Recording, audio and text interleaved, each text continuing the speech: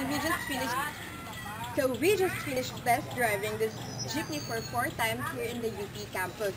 So we are back here to interview the driver to see what happens and how everything differs after we put the CityDiesel here in his jeepney. So come on. Boom.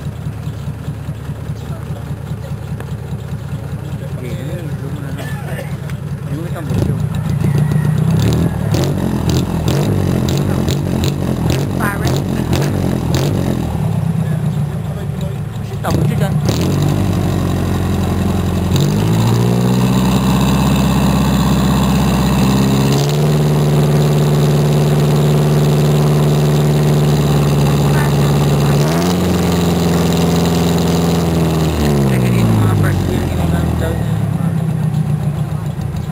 Diba wala na masyadong amoy na kanina sa team.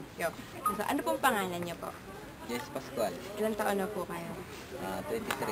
23. So, kayo po pa may-ari ng jeep na po? Hindi po, driver lang po ako. So, ilang taon niyo na po siya dinadrive?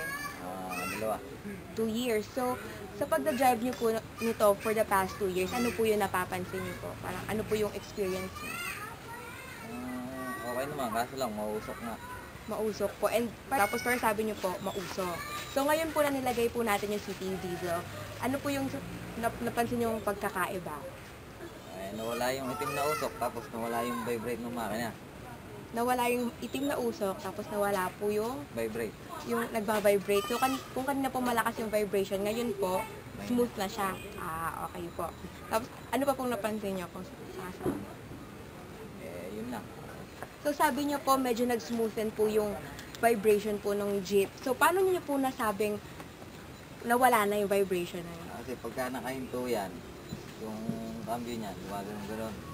Gaya kanina, nung nilagay na nila yung diesel, tsaka yung may sinali na lang nawala na yung galaw ng cambio pag naka-neutral, pag nakahinto. So, mas madali na po siyang gamitin ngayon. Okay.